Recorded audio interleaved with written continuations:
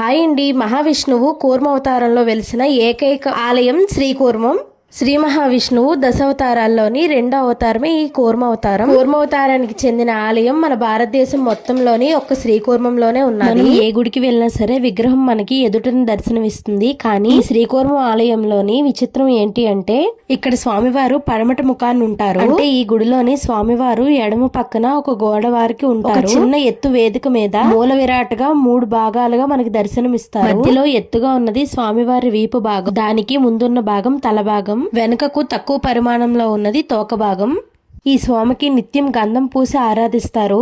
ఈ దేవాలయంలో మొత్తం 108 స్తంభాలు ఉంటాయి. కానీ ఒకదాంతో ఒకటి సంబంధం లేనిది ఇంకో విశేషం. ముఖ్యంగా ఇంకోటి ఏంటంటే ఏ దేవాలయానికైనా ఒక్క ధ్వజస్తంభమే ఉంటుంది. కానీ ఈ శ్రీకూర్మ దేవాలయానికి మాత్రం 2 ధ్వజస్తంభాలు ఉంటాయి. ఈ గుడి అడ్రస్ వచ్చేసి ఆంధ్రప్రదేశ్ శ్రీకాకుళం జిల్లా, శ్రీకాకుళం నుండి 15 కిలోమీటర్ల దూరం గార మండలం నందు శ్రీ